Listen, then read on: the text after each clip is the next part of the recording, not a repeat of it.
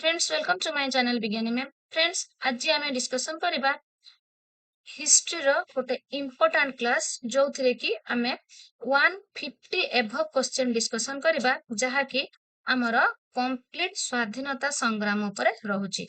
तो आपनकर एटा होची 10 क्लास हिस्ट्री रहुची क्लास 10 रे अछि जोटा कि आपनकर बोथ पेपर 1 पेपर 2 जो माने भी देबे से मानक पय आवश्यक रहिची।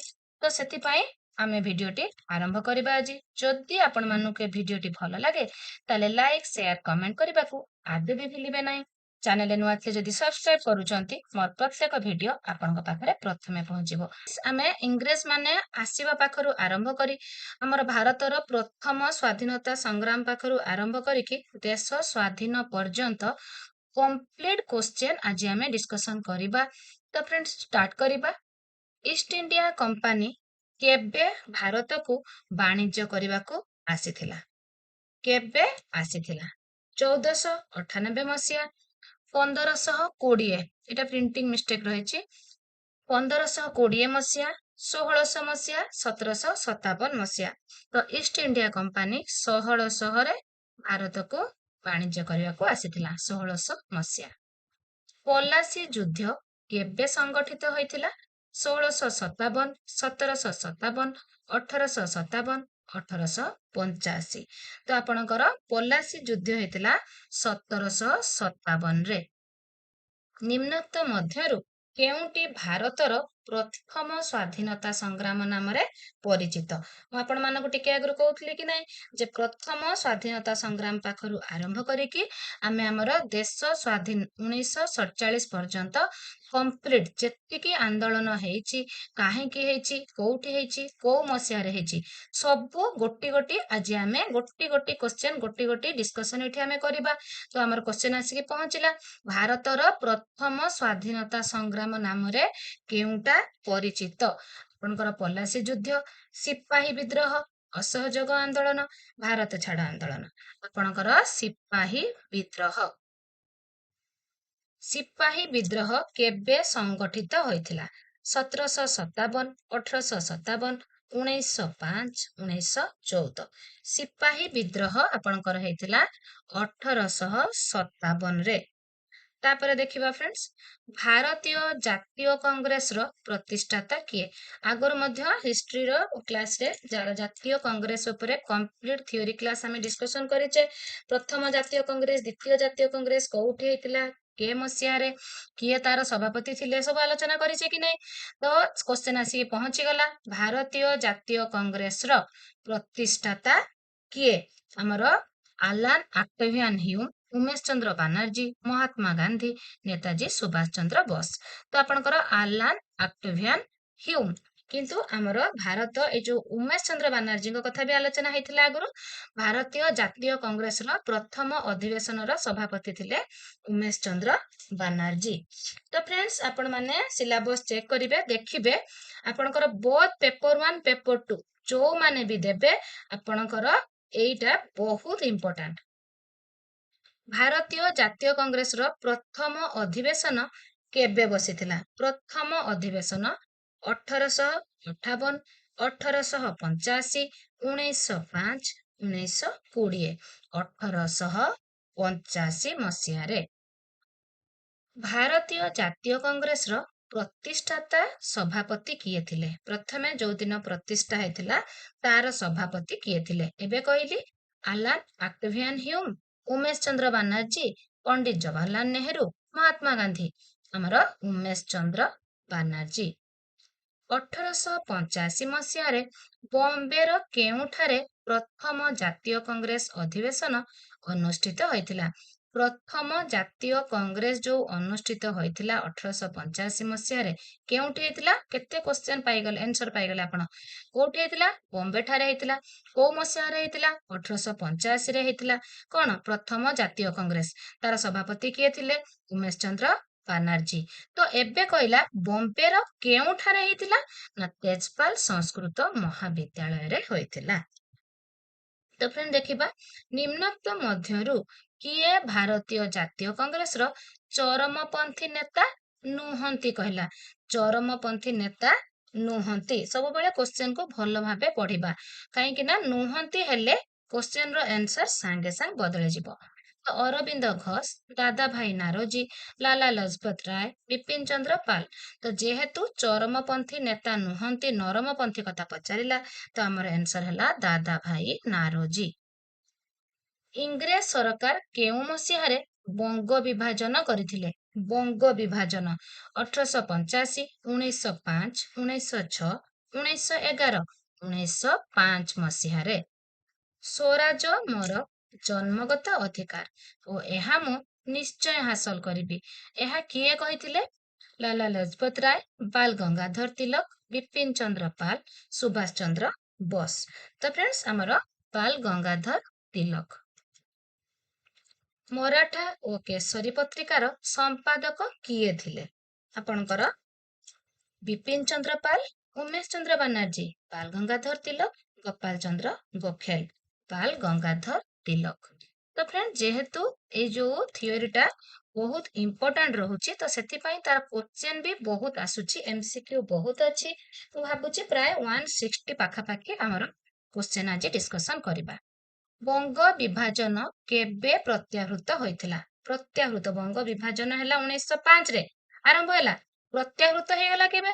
1905, 1911, 1915, 1920। ତ ଆପଣଙ୍କର 1911 ରେ। ବଙ୍ଗ ବିଭାଜନକୁ ବିରୋଧ କରି ଭାରତରେ କେଉଁ ଆନ୍ଦୋଳନ ଆରମ୍ଭ ହୋଇଥିଲା? ସିପାହୀ ବିଦ୍ରୋହ, ସ୍ୱଦେଶୀ ଆନ୍ଦୋଳନ, ଅସହଯୋଗ ଆନ୍ଦୋଳନ, ଆଇନ ଅମାନ୍ୟ ଆନ୍ଦୋଳନ। ତ फ्रेंड्स ଆପଣଙ୍କର ଆନ୍ସର ହେଇଗଲା ସ୍ୱଦେଶୀ ଆନ୍ଦୋଳନ। ଗୃହ ଶାସନ ବା ହୋମ ରୁଲ ଆନ୍ଦୋଳନ କେବେ ଆରମ୍ଭ ହୋଇଥିଲା? 1905, 1906, 1916, 1919। ତ फ्रेंड्स ଆପଣଙ୍କର ଆନ୍ସର ହେଇଗଲା 1916। ସର୍ବ ଭାରତୀୟ ହୋମ ରୁଲ ଲିଗର ପ୍ରତିଷ୍ଠାତା କିଏ?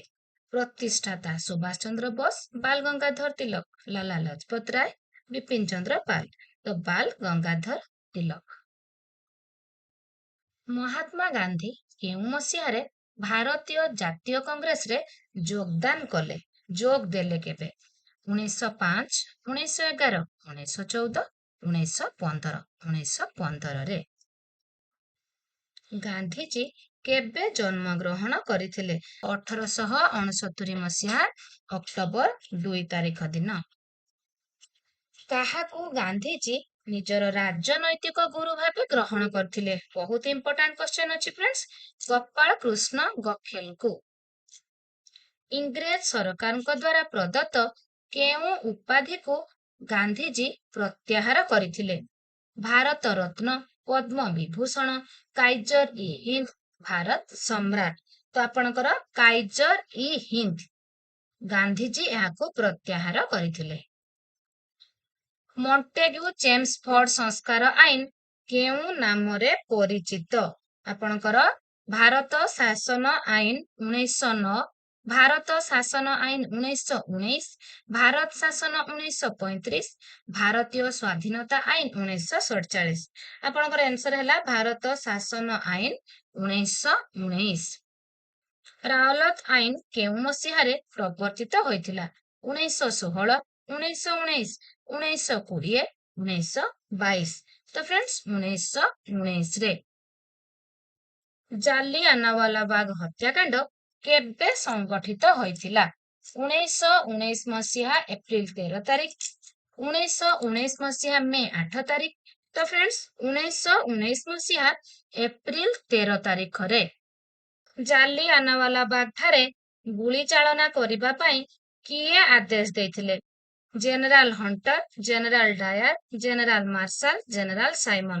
ତ ଆପଣଙ୍କର ଆନ୍ସର ହେଲା ଜେନେରାଲ ଡାୟାର। ଭାରତୀୟ ଜାତୀୟ କଂଗ୍ରେସର କେଉଁ ଅଧିବେଶନରେ ଅସହଯୋଗ ଆନ୍ଦୋଳନ ପାଇଁ ପ୍ରସ୍ତାବ ଗୃହୀତ ହୋଇଥିଲା? ଆପଣଙ୍କର କଲିକତା ଓ ନାଗପୁର। ଅସହଯୋଗ ଆନ୍ଦୋଳନକୁ ଅର୍ଥ ଯୋଗାଇବା ପାଇଁ କେଉଁ ପାଣ୍ଠି ଗଠିତ ହୋଇଥିଲା? ସ୍ୱଦେଶୀ ପାଣ୍ଠି, ଜାତୀୟ କଂଗ୍ରେସ ପାଣ୍ଠି, ତିଲକ ସ୍ୱରାଜ ପାଣ୍ଠି, ଜାତୀୟ ପାଣ୍ଠି। ତ ଆପଣଙ୍କର ଆନ୍ସର ହେଇଗଲା ତିଲକ ସ୍ୱରାଜ ପାଣ୍ଠି। ନିମ୍ନୋକ୍ତ କେଉଁ ଘଟଣା ଯୋଗୁଁ ଗାନ୍ଧୀଜୀ ଅସହଯୋଗ ଆନ୍ଦୋଳନକୁ ପ୍ରତ୍ୟାହୃତ କରିଥିଲେ? ତ ଆପଣଙ୍କର ଅସହଯୋଗ ଆନ୍ଦୋଳନ ଯୋଉ ଚାଲିଥିଲା, ଆପଣଙ୍କର ଚୌରାଚୌରୀ ଠାରେ ଗୋଟିଏ ପୋଲିସ ଷ୍ଟେସନକୁ ଆନ୍ଦୋଳନକାରୀ ମାନେ ପୋଡି ଦେଇଥିଲେ। ତ ସେଥିପାଇଁ ଗାନ୍ଧୀଜୀ ଏଇ ଅସହଯୋଗ ଆନ୍ଦୋଳନକୁ ସେଇଠି ହିଁ ପ୍ରତ୍ୟାହୃତ କରିନେଇଥିଲେ। ତ ସେଥିପାଇଁ ଆମର ଆନ୍ସର ହେଇଗଲା ଚୌରାଚୌରୀ ଦୁର୍ଘଟଣା। ଅସହଯୋଗ ଆନ୍ଦୋଳନ ବେଳେ କେଉଁଠାରେ ଆନ୍ଦୋଳନକାରୀ ମାନେ ପୋଲିସ ଥାନାରେ ଅଗ୍ନି ସଂଯୋଗ କରି 22 ଜଣ ପୋଲିସ କର୍ମଚାରୀଙ୍କୁ ଜୀବନ୍ତ ଦଗ୍ଧ କରିଥିଲେ। ମୁଁ ୟା ପୂର୍ବରୁ କହିଲି କି ନାହିଁ ଯେ ପୋଲିସ ଥାନାରେ ନିଆଁ ଲଗେଇଥିଲେ ବୋଲି। ତ ଆପଣଙ୍କର କୋଉଠି ହେଇଗଲା ଘଟଣାଟା? ଆପଣଙ୍କୁ କିଛି ବି ଭାବିବାର ନାହିଁ, ଚୌରାଚୌରୀ ଠାରେ। ଓଡ଼ିଶା ପ୍ରାଦେଶିକ କଂଗ୍ରେସ କମିଟିର ପ୍ରଥମ ସଭାପତି କିଏ ଥିଲେ? ପ୍ରଥମ ସଭାପତି ଗୋପବନ୍ଧୁ ଦାସ, ମଧୁସୂଦନ ଦାସ, ହରେକୃଷ୍ଣ ମହତାବ, ନବକୃଷ୍ଣ ଚୌଧୁରୀ। ତ ଫ୍ରେଣ୍ଡସ୍, ଗୋପବନ୍ଧୁ ଦାସ ଓଡ଼ିଶା ପ୍ରାଦେଶିକ କଂଗ୍ରେସ କମିଟିର ପ୍ରଥମ ସଭାପତି। ଅସହଯୋଗ ଆନ୍ଦୋଳନ ସମୟରେ କଟକରେ କେଉଁ ଆଶ୍ରମ ପ୍ରତିଷ୍ଠା ହୋଇଥିଲା? ଆପଣଙ୍କର ସ୍ୱରାଜ ଆଶ୍ରମ, ଅଳକା ଆଶ୍ରମ, ସ୍ୱରାଜ ମନ୍ଦିର, ଅଳକା ମନ୍ଦିର। ତ ଆପଣଙ୍କର ସ୍ୱରାଜ ଆଶ୍ରମ। ଅସହଯୋଗ ଆନ୍ଦୋଳନ ସମୟରେ ଜଗତସିଂହପୁର ଠାରେ କେଉଁ ଆଶ୍ରମ ପ୍ରତିଷ୍ଠା କରାଯାଇ ଆନ୍ଦୋଳନକୁ ଅଗ୍ରଗତି କରାଯାଇଥିଲା? ତ ଫ୍ରେଣ୍ଡ, ସେଟା ଗଲା ଆପଣଙ୍କର କଟକରେ, ଏଟା ହେଲା ଆମର ଜଗତସିଂହପୁର ଠାରେ, ଏଟା ହେଲା ଆମର ଅଳକା ଆଶ୍ରମ। ଅସହଯୋଗ ଆନ୍ଦୋଳନ ସମୟରେ ଆନ୍ଦୋଳନକାରୀ ଛାତ୍ରମାନଙ୍କ ମଧ୍ୟରେ ସମନ୍ୱୟ ରକ୍ଷା କରିବା ପାଇଁ କେଉଁ ଅନୁଷ୍ଠାନ ପ୍ରତିଷ୍ଠା କରାଯାଇଥିଲା? ତ ଆପଣଙ୍କର ଉତ୍କଳ ସେବକ ସଂଘ, ସ୍ୱରାଜ ସେବକ ସଂଘ। ତ ଆପଣଙ୍କର ଆନ୍ସର ହେଇଗଲା ସ୍ୱରାଜ ସେବକ ସଂଘ। ସାଇମନ କମିଶନ କେବେ ଭାରତ ଆସିଥିଲା? ସାଇମନ କମିଶନ ଭାରତ ଆସିଥିଲା 1920, 1925, 1928, 1930। ସାଇମନ କମିଶନ 1928 ରେ ଭାରତ ଆସିଥିଲା। ସାଇମନ କମିଶନରେ କେତେ ଜଣ ସଦସ୍ୟ ଥିଲେ? ସାଇମନ କମିଶନରେ 5 ଜଣ, 6 ଜଣ, 7 ଜଣ, 9 ଜଣ। ତ ଫ୍ରେଣ୍ଡସ୍, ଆମର ଆନ୍ସର ହେଇଯିବ 7 ଜଣ।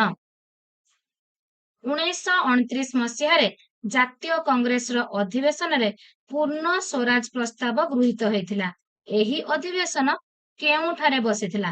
ଜାତୀୟ କଂଗ୍ରେସର ଯୋଉ ଅଧିବେଶନରେ ପୂର୍ଣ୍ଣ ସ୍ୱରାଜ ପ୍ରସ୍ତାବ ଆସିଥିଲା, ଆଉ କେତେବେଳେ ହେଇଥିଲା ସେଟା?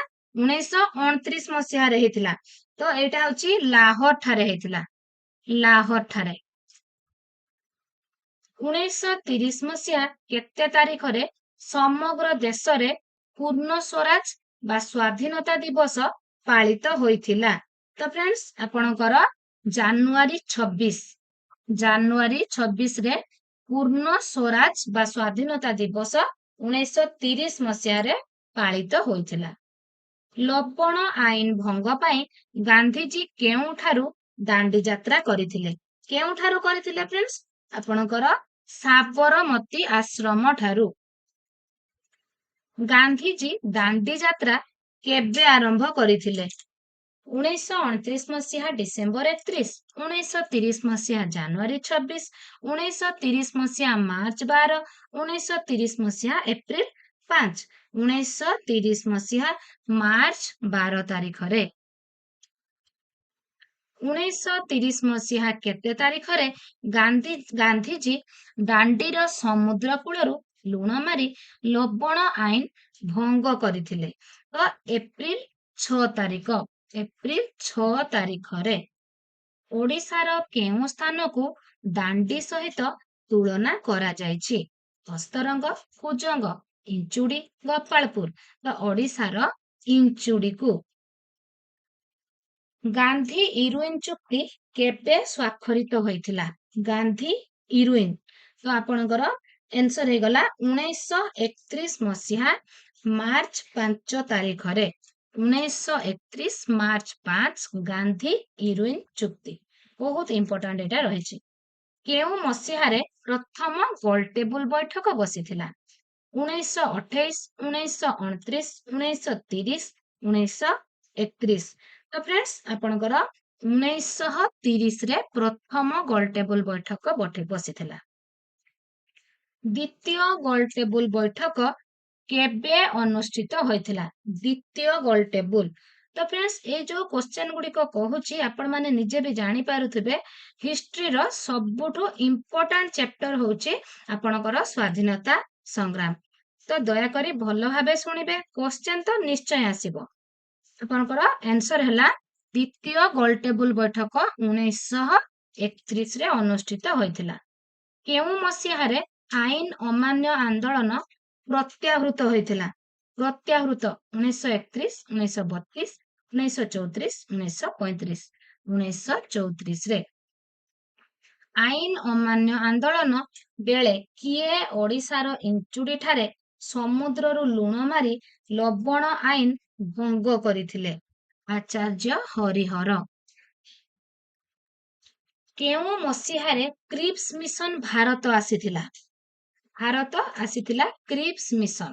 ଯେମିତି ଆମେ ସାଇମନ କମିଶନ ଆସିଥିଲା ପଢିଲେ 1928 ରେ, ସେମିତି କ୍ରିପ୍ସ ମିଶନ ଭାରତ ଆସିଥିଲା କେବେ? ଆପଣଙ୍କର 1942 ରେ। କର ବା ମର କାହାର ଆହ୍ୱାନ ଥିଲା? ସୁଭାଷ ବୋଷ, ମହାତ୍ମା ଗାନ୍ଧୀ, ପଣ୍ଡିତ ନେହେରୁ, ରାଜେନ୍ଦ୍ର ପ୍ରସାଦ।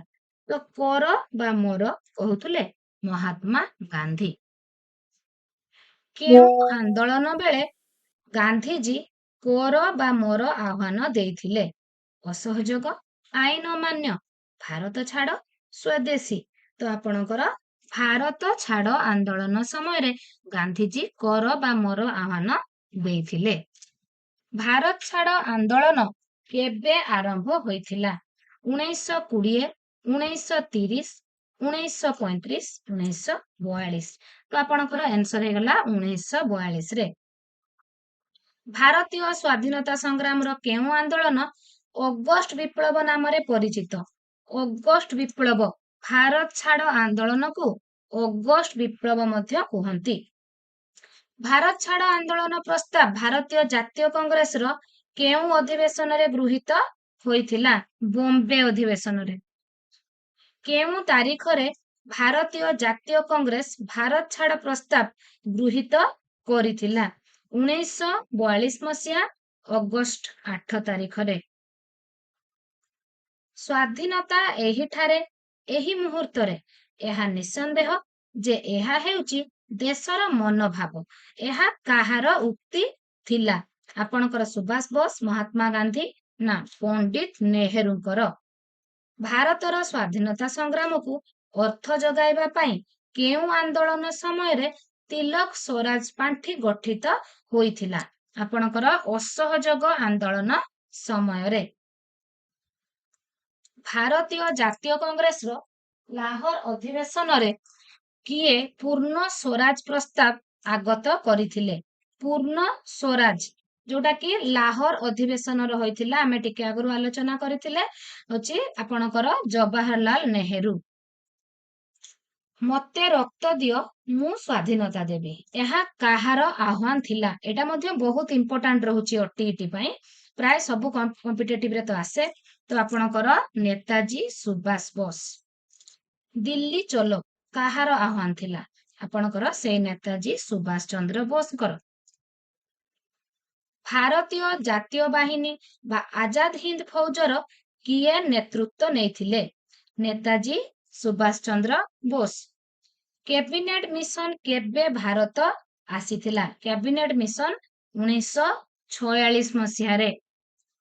କ୍ୟାବିନେଟ ମିଶନରେ ନିମ୍ନୋକ୍ତ ମଧ୍ୟରୁ କିଏ ସଦସ୍ୟ ନଥିଲେ? ଆପଣଙ୍କର sir John Simon, sir Stafford Cripps, Pethick Lawrence, M V Alexander. ତ ଆପଣଙ୍କର ସାର୍ ଜନ୍ ସାଇମନ ସଦସ୍ୟ ନଥିଲେ, ସିଏ ସାଇମନ କମିଶନରେ ଥିଲେ। ଓଡ଼ିଶାର କେଉଁ ସ୍ଥାନ ସ୍ୱାଧୀନତା ସଂଗ୍ରାମ ପାଇଁ ରକ୍ତ ତୀର୍ଥ ନାମରେ ପରିଚିତ? ରକ୍ତ ତୀର୍ଥ ବୋଲି କାହାକୁ କହନ୍ତି? ଇଞ୍ଚୁଡ଼ି, ଇରମ, ପାପଡାହାଣ୍ଡି, ତୁମୁଡିବନ୍ଧ। ଇରମ।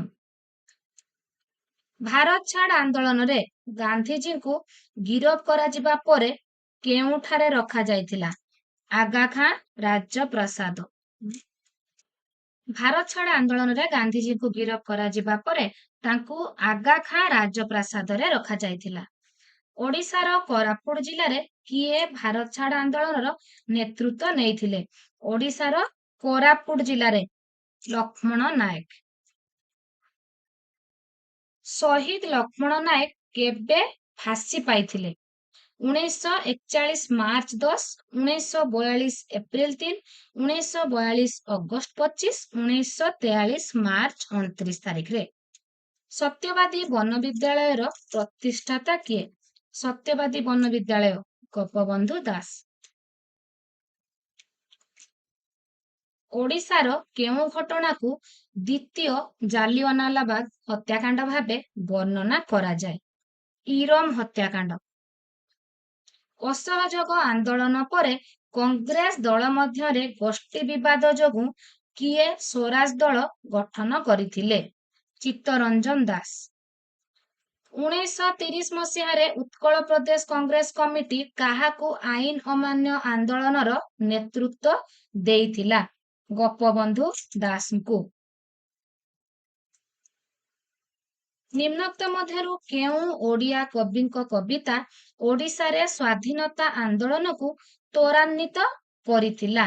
ଆପଣଙ୍କର ଜାତୀୟ କବି ଯୋଉ ବୀର କିଶୋର ଦାସ, ତାଙ୍କ କବିତାରେ ଯୋଉ ପିଲାମାନେ ବାନର ସେନା ସାଜିଥିଲେ ସିଏ ହଉଛନ୍ତି ଜାତୀୟ କବି ବୀର କିଶୋର ଦାସ।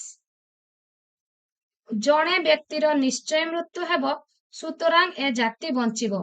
ମୋର ଆଜି ନିଶ୍ଚୟ ମୃତ୍ୟୁ ହେବ, ଯାହା ଦ୍ୱାରା ଭାରତ ପାଇବ ସ୍ୱାଧୀନତା ଓ ଗୌରବ। ଏହା କାହା ଚିଠିର ପଂକ୍ତି ଥିଲା? ନେତାଜୀ ସୁଭାଷ ବୋଷ।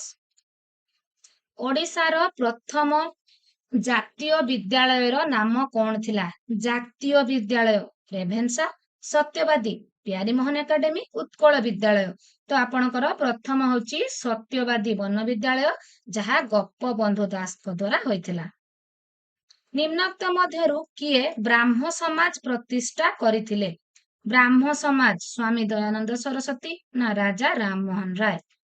ଆର୍ଯ୍ୟ ସମାଜର ପ୍ରତିଷ୍ଠାତା କିଏ? ଆର୍ଯ୍ୟ ସମାଜର ସ୍ୱାମୀ ଦୟାନନ୍ଦ ସରସ୍ୱତୀ। ଏଗୁଡିକ ଆପଣଙ୍କର ବହୁତ ଇମ୍ପୋର୍ଟାଣ୍ଟ, ଆପଣ ମାନେ ବି ଜାଣିଛନ୍ତି ଏ କ୍ୱେଶ୍ଚନ ଗୁଡିକ ଇମ୍ପୋର୍ଟାଣ୍ଟ ବୋଲି, ତ ଦୟାକରି ଫ୍ରେଣ୍ଡସ୍ ଟିକେ ମନେ ରଖନ୍ତୁ। ରାମକୃଷ୍ଣ ମିଶନ କିଏ ପ୍ରତିଷ୍ଠା କରିଥିଲେ? ରାମକୃଷ୍ଣ ମିଶନ ସ୍ୱାମୀ ବିବେକାନନ୍ଦ। ଆପଣଙ୍କର ପ୍ରାର୍ଥନା ସମାଜ, ଆପଣଙ୍କର ବ୍ରାହ୍ମ ସମାଜ, ଏଇଗୁଡିକରୁ ଗୋଟେ କ୍ୱେଶ୍ଚନ ତ ନିଶ୍ଚୟ ଆସିବ। ପ୍ରାର୍ଥନା ସମାଜ କିଏ ପ୍ରତିଷ୍ଠା କରିଥିଲେ? ମହାଦେବ ଗୋବିନ୍ଦ ରାଣାଡେ। ବ୍ରହ୍ମ ବିଦ୍ୟା ସମିତି ବା ଥିଓସଫିକାଲ ସୋସାଇଟି କାହା ଦ୍ୱାରା ପ୍ରତିଷ୍ଠା ହୋଇଥିଲା? ଆନି ବେସାନ୍ତ। ରାଜା ରାମମୋହନ ରାୟ କେବେ ବ୍ରାହ୍ମ ସମାଜ ପ୍ରତିଷ୍ଠା କରିଥିଲେ? 1820, 1825, 1828, 1830। 1828 ମସିହାରେ। ଦୟାନନ୍ଦ ସରସ୍ୱତୀ କେବେ ଆର୍ଯ୍ୟ ସମାଜ ପ୍ରତିଷ୍ଠା କରିଥିଲେ? ଦୟାନନ୍ଦ ସରସ୍ୱତୀ 1875 ମସିହାରେ। କେଉଁ ମସିହାରେ ସ୍ୱାମୀ ବିବେକାନନ୍ଦ ରାମକୃଷ୍ଣ ମିଶନ ପ୍ରତିଷ୍ଠା କଲେ? ତ ଫ୍ରେଣ୍ଡସ୍, ଆମେ ପ୍ରଥମେ କିଏ ପ୍ରତିଷ୍ଠା କଲେ ତାଙ୍କ ନାଁ ଗୁଡା ଜାଣିଲେ, ତାପରେ ମସିହା ଗୁଡିକ ଜାଣିଲେ।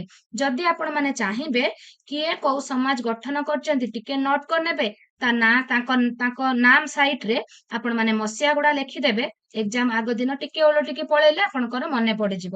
ଏକ୍ଜାମ ଆଗ ଦିନ ଆପଣ ତ ଆଉ ସବୁ ଭିଡିଓକୁ ଗୋଟି ଗୋଟି ଦେଖି ପାରିବେନି, ତ ଦୟାକରି ଯୋଉ ଗୁଡିକ ଇମ୍ପୋର୍ଟାଣ୍ଟ କହୁଛି ଟିକେ ନୋଟ କରିନିଅନ୍ତୁ। କେଉଁ ମସିହାରେ ସ୍ୱାମୀ ବିବେକାନନ୍ଦ ରାମକୃଷ୍ଣ ମିଶନ ପ୍ରତିଷ୍ଠା କରିଥିଲେ? 1897ରେ। ଲ୍ୟାଣ୍ଡ ହୋଲ୍ଡର୍ସ ସୋସାଇଟି କେଉଁ ମସିହାରେ କଲିକତା ଠାରେ ପ୍ରତିଷ୍ଠା କରାଯାଇଥିଲା? 1838। ପ୍ରାଚ୍ୟ ଭାରତୀୟ ସମାଜର ପ୍ରତିଷ୍ଠାତା କିଏ ଥିଲେ? ଆପଣଙ୍କର Surendranath Banerjee, Dadabhai Naoroji, Umesh Chandra Banerjee, Mahatma Gandhi. Dadabhai Naoroji. East India Association. Indian ଆସୋସିଏସନର ପ୍ରତିଷ୍ଠାତା କିଏ? ଆପଣ ସୁରେନ୍ଦ୍ରନାଥ ବାନାର୍ଜୀ, ଉମେଶ ଚନ୍ଦ୍ର ବାନାର୍ଜୀ, ବିପିନ ଚନ୍ଦ୍ର ପାଲ, ଲାଲା ଲଜପତ ରାୟ। आपणकर आंसर हे गला सुरेंद्रनाथ बानर्जी। पलासी युद्ध रे रॉबर्ट क्लाइव काहाकू परास्त करथिले? बहादुर शाह, सिराजुद्दौला, मीर कासिम, मिर्जाफर। पलासी युद्ध रे रॉबर्ट क्लाइव सिराजुद्दौला को परास्त करथिले। केउ युद्ध परे भारत रे ईस्ट इंडिया कंपनी शासन प्रतिष्ठा होइथिला? बक्सार युद्ध, मरहट्टा समर, महीशूर समर, पलासी युद्ध। आपणकर आंसर हे गला बक्सार युद्ध। भारतर प्रथम स्वाधीनता संग्राम केबे होइथिला? टीटी 2012 रे भी आसीची, 13 भी आसीची। आपणकर 1857। निम्नोक्त मध्यरु केउ नेता स्वाधीनता संग्राम रे जणे चरमपंथी नेता थिले? चरमपंथी नेता कहला फ्रेंड्स अरविंद घोष। इंग्रेज मानकर उदारता और न्यायपरायणता उपरे आंभ मानकर यथेष्ट आस्था अछि, एहा किए कहिथिले? सुरेंद्रनाथ बानर्जी। आमे एबे मध्य विश्वास करूछु जे ब्रिटिश जातिर विवेक अछि, आमे सेमानक ठारू न्याय पाइबा पाई अपेक्षा करिछु, एहा किए कहिथिले? तो फ्रेंड्स ए कथा कहिथिले दादा भाई नारोजी। केउ मसीहारे महाराणी भिक्टोरियाଙ୍କ घोषणा पत्र प्रकाशित होइथिला? 1858। संस्कार नुहे पुनर्गठन हेउची देशर नूतन आह्वान, एहा किए कहिथिले? बिपिन चंद्र पाल। बंग विभाजन समय भारतर बड़लाट किए थिले? बंग विभाजन समय आपणकर लॉर्ड कर्जन, लॉर्ड कर्जन थिले।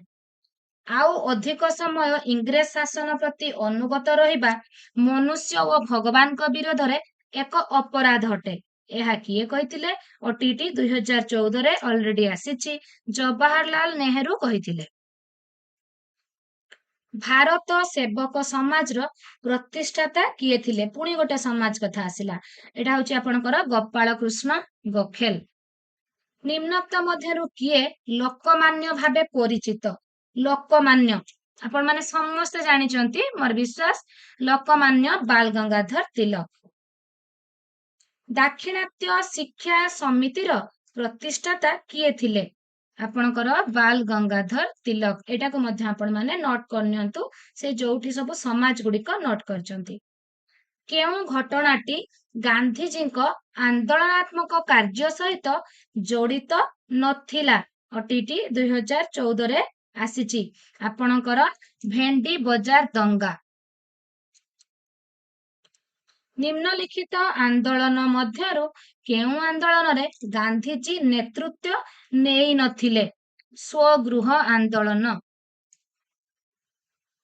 तो फ्रेंड्स एटी गोटे कथा मु आपण मानकु कहि रखे, हमर ए जो हिस्ट्री रो ए मैराथन क्लास टा करि सारिबा परे जोटा आपण माने समस्त चाहुचंती आ मु भी भाबुची आपण मानक पई इंपोर्टेंट अछि, बोथ पेपर 1 एंड पेपर 2 जो माने भी देबे आपणकर ओडिया कंप्लीट ओडिया ग्रामर रो गोटे marathon and complete English grammar रो गोटे मैराथन हमें या परे ही करिबा। तो फ्रेंड्स देखिबा पई मो सहित जोड़ी हे रहंतु। बंग विभाजन को विरोध करी भारत रे केउ आंदोलन आरंभ होइथिला? स्वदेशी आंदोलन। निम्नोक्त मध्यरु केउटी असहयोग आंदोलन रो कारण नुहे? साइमन कमिशन को विरोध। मोर्ले मिंटो संस्कार आईन केबे प्रणीत होइथिला? आपणकर 1909 मसीहारे।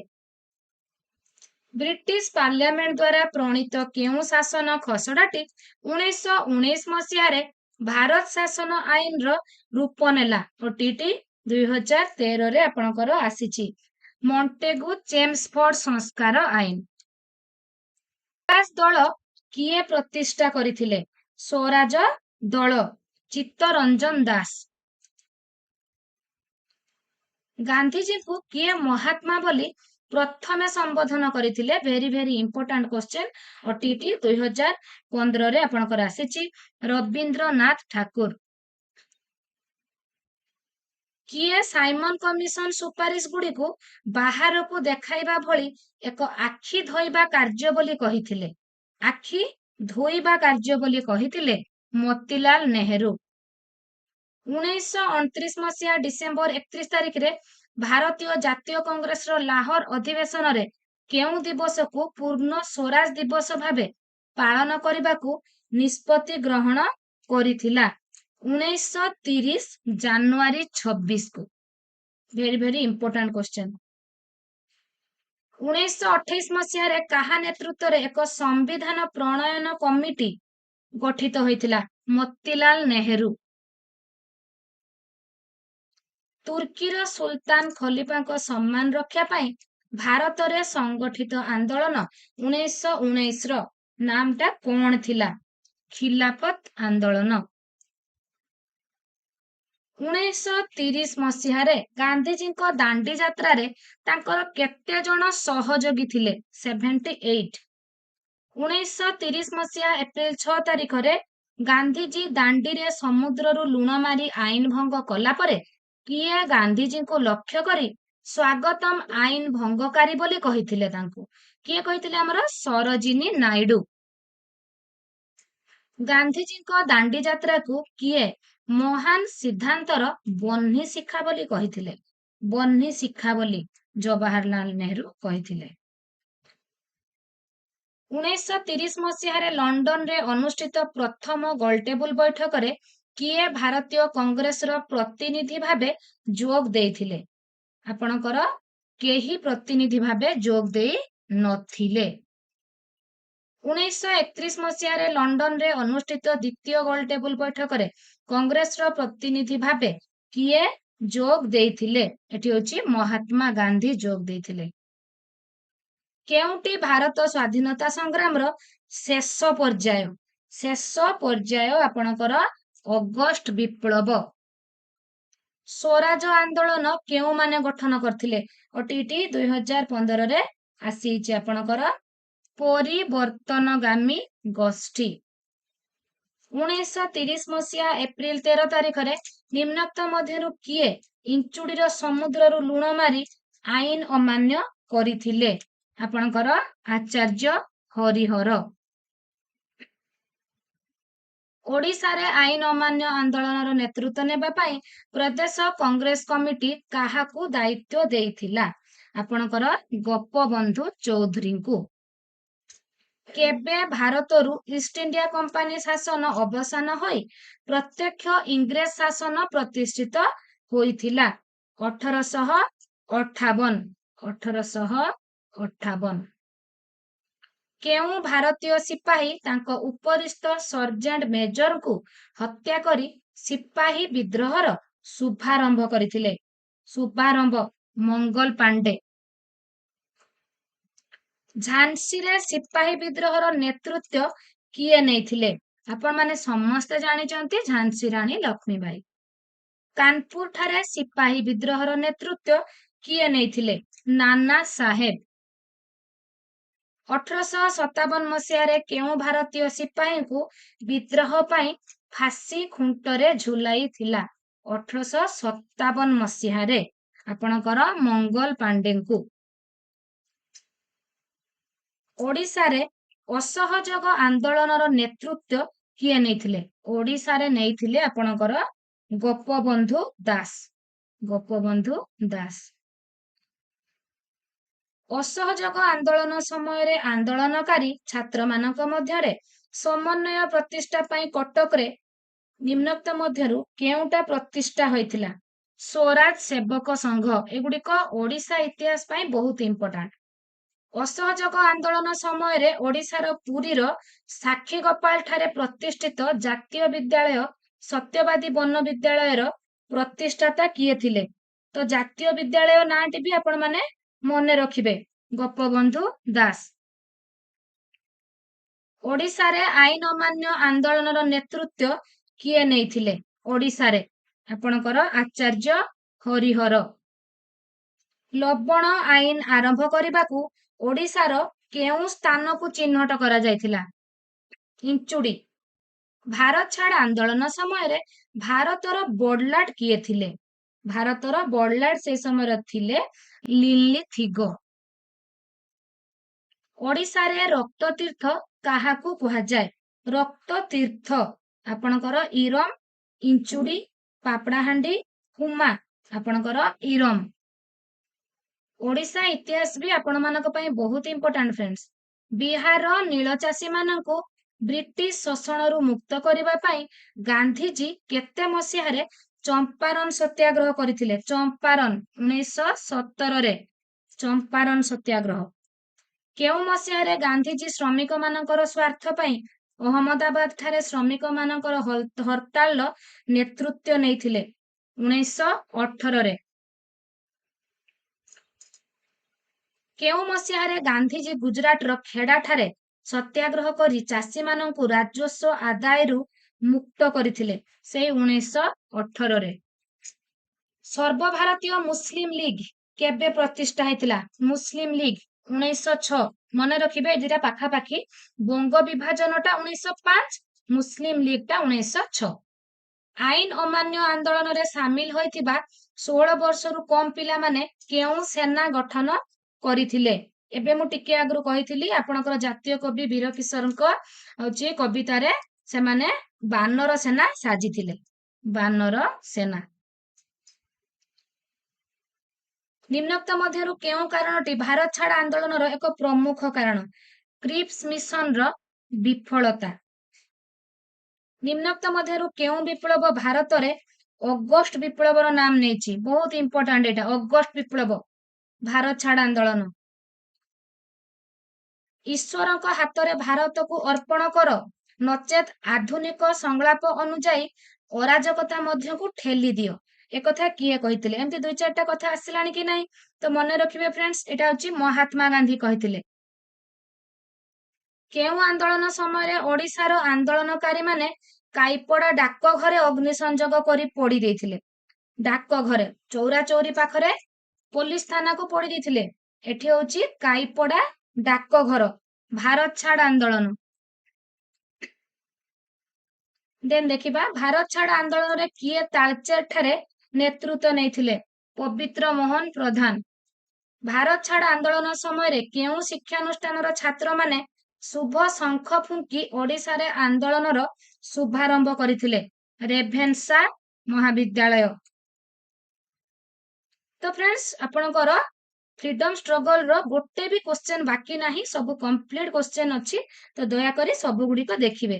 ଭାରତ ଛାଡ ଆନ୍ଦୋଳନରେ ପ୍ରମୁଖ ଭୂମିକା ଗ୍ରହଣ କରିଥିବା ବୋରି ଆଶ୍ରମର ପ୍ରତିଷ୍ଠାତା କିଏ? ଗୋପବନ୍ଧୁ ଚୌଧୁରୀ।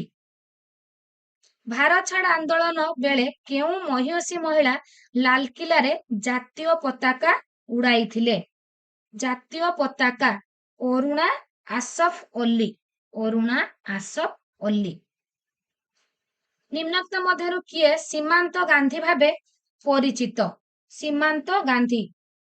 ଖାଁ ଅବଦୁଲ ଗଫର ଖାଁ।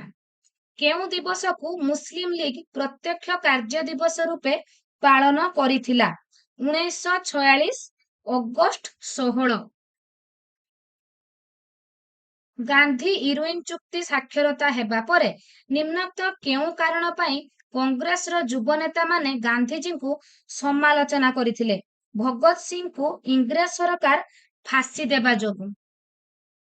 1942 ମସିହା ଅଗଷ୍ଟ 14 ତାରିଖରେ ନିମ୍ନୋକ୍ତ ମଧ୍ୟରୁ କେଉଁ ଛାତ୍ର ନେତାମାନେ ରେଭେନ୍ସା ମହାବିଦ୍ୟାଳୟରେ ଶୁଭ ଶଙ୍ଖ ଫୁଙ୍କି ଆନ୍ଦୋଳନର ଶୁଭାରମ୍ଭ କରିଥିଲେ? ସେଠି କହିଲା କୋଉ ମହାବିଦ୍ୟାଳୟର ପିଲାମାନେ ଶଙ୍ଖ ଫୁଙ୍କିଥିଲେ?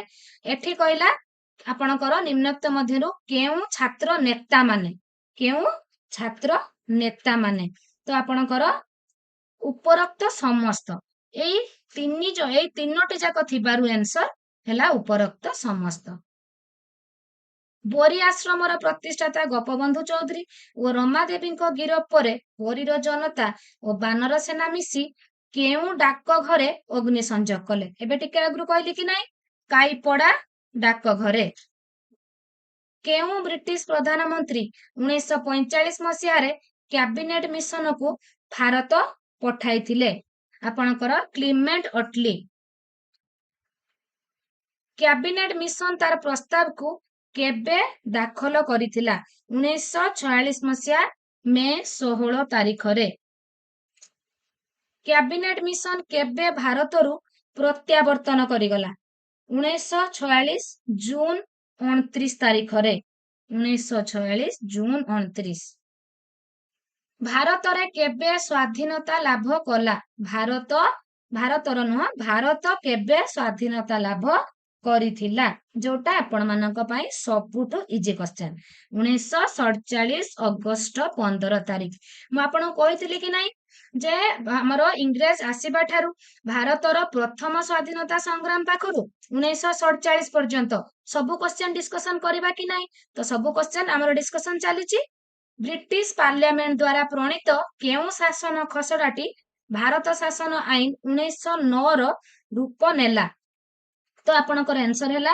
मोर्ले मिंटो संस्कार आईन देन देखिबा 1857 भारतर महान विप्लव रे ओडिसा रु केउ संग्रामी अंश ग्रहण करिथिले ओटीटी 2013 सेकेंड रे आसीची सुरेंद्र साय